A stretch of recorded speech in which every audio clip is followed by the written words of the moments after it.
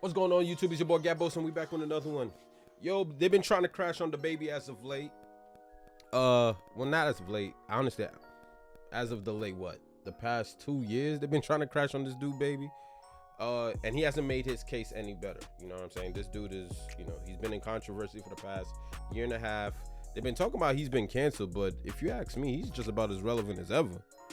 Obviously, he's had to deal with a lot of controversy, and it's a lot of fault of his own. A lot of the shit that he put himself in, he honestly could have avoided. Honestly, he just got himself to this point. So I feel like it is what it is. Like, the same media that's trying to bomb him is the same media that helped him become DaBaby. All right, so we're gonna get right into it. So we have how DaBaby became the most hated rapper alive. Appreciate y'all. Rock with you. If you rock with me, it's your boy Gabos. Like, comment, and consider subscribing. I mean, you ain't got to, but you probably will be back. Let's get right to it. Become the internet's most hated rapper.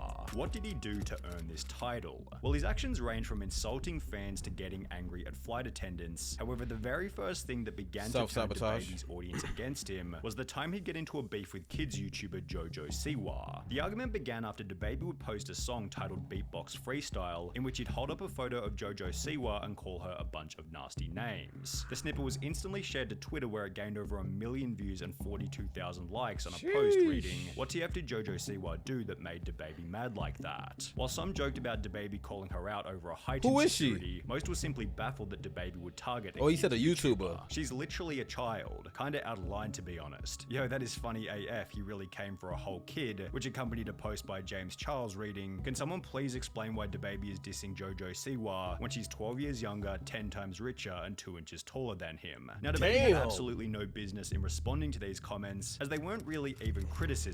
A lot of the responses were supportive, such as, "I don't think he meant nothing of it, probably just needed something to say," and the others were simply surprised that DaBaby went there, which is literally how DaBaby described his own branding. I'm gonna say, I can't believe he said that. However, despite also stating that he wasn't the type of guy to respond to things online, when it's said outside of music and I'm expected to respond and clear it up without using music, that ain't what I do. He'd still take to Twitter to squash the drama in a post reading, "It's JoJo Siwa. My 3-year-old princess is your #1 fan. I bought her every product you have out. She thinks she you. Don't let him trick you into thinking I'd ever have a problem with you. My wordplay just went over their heads. All love on my end, shorty. Keep shining." Now, DaBaby's response was actually pretty decent, but since he never needed to respond in the first place, all it did was show everyone that he was paying attention to the drama and was unable to stay silent if he was criticized too heavily. In the lead up to this tweet, DaBaby had established a reputation as a kind of hardcore gangster rapper, and to be on Twitter justifying why you made a diss on a kids YouTuber felt kind of inauthentic to his image. DaBaby stated in an interview that he's doing his own thing and is not really caught up in any of the internet drama. "I'm just doing me, like I'm not even really caught up in what I got going on." Yet in a different interview, he contradicts this by stating that he's willing to change his opinions if the internet criticism becomes too harsh. It's about how much you value others' opinions on the internet, or just,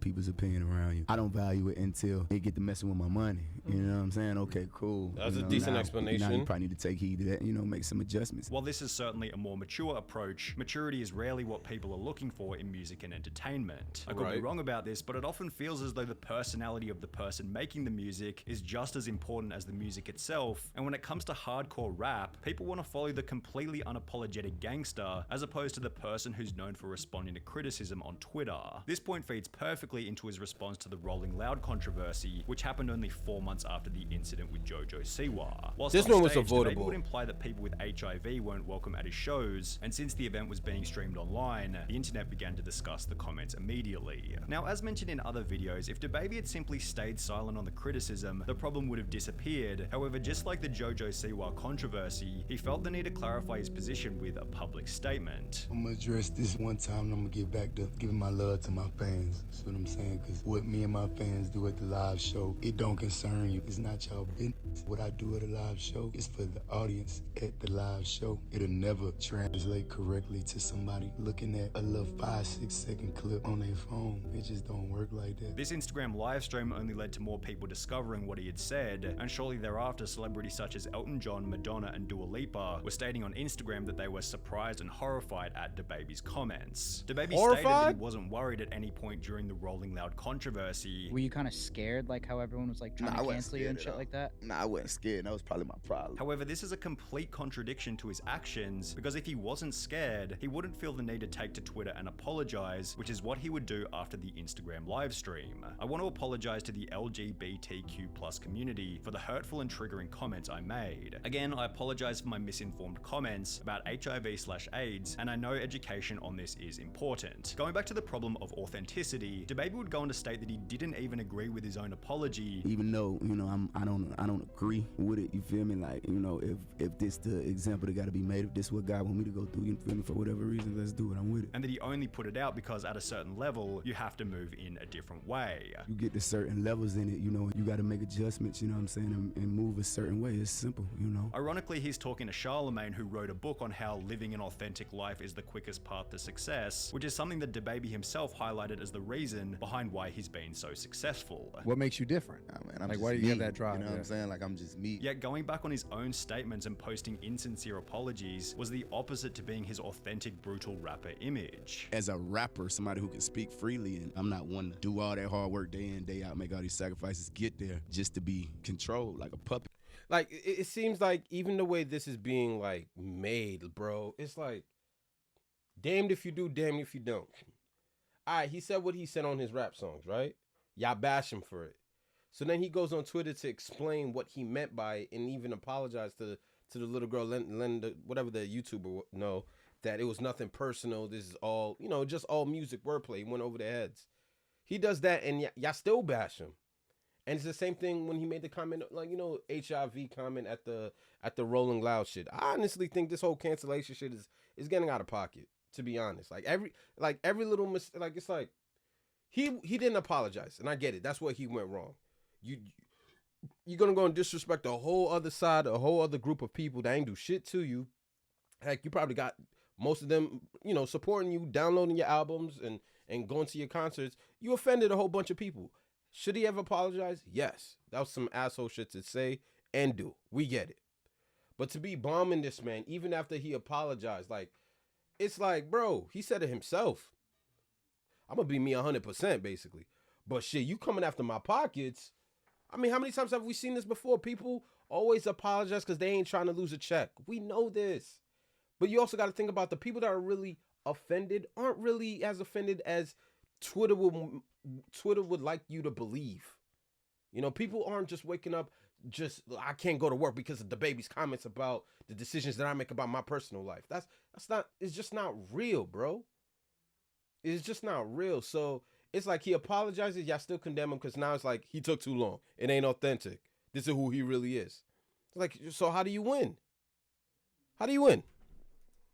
You know what I'm saying? Like, that ain't how I get out. Now, it didn't seem like DaBaby actually had any problems with the people he called out. Anybody from the LGBTQ community, any of that, bro, I am not tripping on y'all. I ain't never had an issue with none of y'all. It wasn't directed to no group of people in particular and nothing like that. Like, it really ain't that deep at all to me. However, because he blew the whole thing up with a bunch of his own social media attention, the brands he was working with began to drop him one by one. And that's a cap, because it's like, if he doesn't make a public acknowledgement of what's been trending with his name, it's like, oh, DaBaby said this, DaBaby said that, he's trending, and he didn't respond, or he didn't leave a comment, or he didn't apologize.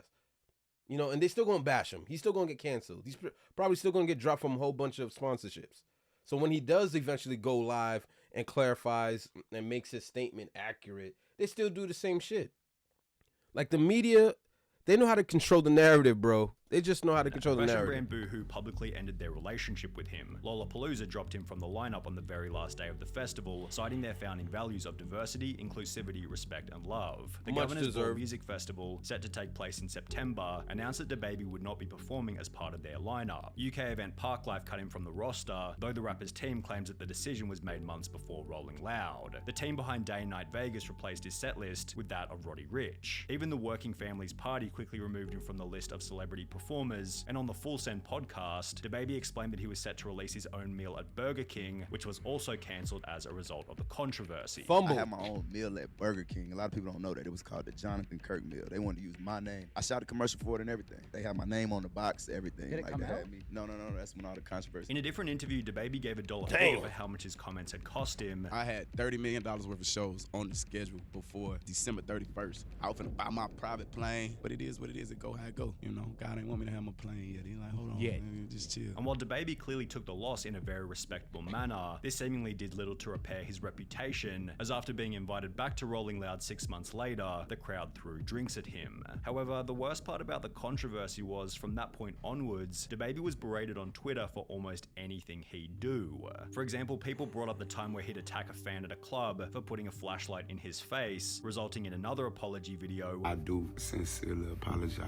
Keep in Yo, mind, people I be couldn't see. tripping, bro. Accompanying another bizarre clip People of him be being tripping. rejected whilst trying to kiss a fan, which also warranted some kind of strange Instagram response to the event. And he just kept making mistake after mistake after mistake after mistake after mistake. There was also the time where he'd make what seemed to be a satirical tweet stating that he was voting for Kanye, which warranted responses such as, "Waste, I can't believe you're even promoting this. Baby, you got too big of a platform to be tweeting this nonsense. Bruh, you're not even eligible to vote," which accompanied a different, more recent video where he'd get angry at a flight attendant for not combing her hair. We gonna pay all that for that flight. You gonna comb your head.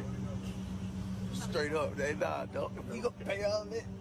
You gonna comb your head. The least you could do. This is probably part of the reason why DaBaby believes Some that asshole social shit. media can become a negative thing once you reach a certain size. But at some point, I think like it may be safer for you not to use it as much because you can become overexposed. But the real question is, how has this affected the performance of his music? Well, his latest album released in September 2022, which was titled Baby on Baby 2, sold only 16,000 units in its first week, which is 87% Shit, less that's than more than Baby on Sweeties. Baby 1, which sold 124,000 units in its first week. The music video for one of the songs on his new album titled Boogeyman features 5 different people, one of which being an obviously gay person, and throughout the video everyone is killed besides the gay guy, before DaBaby daps him up at the end, says "I ain't got a problem with you," and once again apologizes for the Rolling Loud comments. The whole thing just feels extremely performative and insincere, with this clear attempt at avoiding controversy only resulting in more controversy. I didn't Because even see the alongside his video. new album's poor release, DaBaby announced that he had to cancel one of his shows after selling only 500 tickets to a venue which seated 14,000. Going to a DaBaby concert Damn. because I need some alone time and I know no one else will be there. If I put all my followers in a room Damn. and sang a little song to them, then I'd have a more successful concert than DaBaby. DaBaby concert was lit. However, to DaBaby's credit, he's taken his can't. setbacks quite humbly, having replied to his lower album sales by stating "not bad for the blackballed baby." There are a lot of people who we've covered in the past that are clearly deserving of their poor reputations, but you could argue that DaBaby isn't really one of them. He's a hard worker with a library of incredibly well-made music, yet he's been unable to keep his mouth closed on controversial topics, which only compounds when you compromise your integrity and change your personality to suit whatever the audience wants you to be.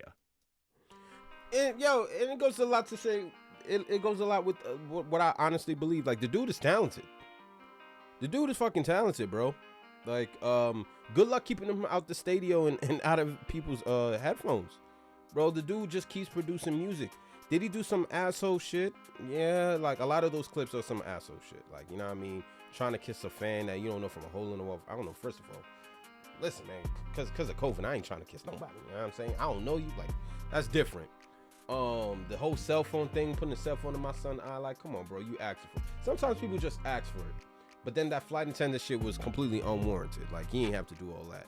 You know what I mean? People already don't like you, and here you are posting shit that make you look like a bigger asshole. Now, was it light? Yeah, it was light, but you gotta understand, man, when people don't like you, bro, everything you do goes under a magnifying glass. Everything you do gets critiqued. Everything. And he's learning the hard way, bro. Like you can never be too big to apologize. And that's the issue with a lot of these rappers nowadays. Like, they're so full of themselves, bro. These niggas are so full of themselves, they think they could say whatever because they come from a place where they could literally say whatever and not even realize that they become so big. Once you become big and mainstream and you played on the radio and you're discussed about on hip-hop shows and stuff like that, you got to be careful. Your image is everything. Remember, likability is everything. It doesn't matter how talented you are. People don't like you, you know, it's gonna cost you, bro. I don't believe personally that he's canceled. Like, I actually still one of his very few fans. I guess I'm in a room with like 20 people. I still rock with DaBaby. And I definitely believe that he could clean up his image, you know what I'm saying? But I believe that talent beats all. Talent and work ethic. So yeah, man, I'm just gonna leave it at that, man. It is what it is. He'll be all right. He rich. All right, until next time. Appreciate you guys. I'll rock with you if you rock with me. It's your boy Gabos. And I'm gonna catch you on the next video. We gone. My bow out.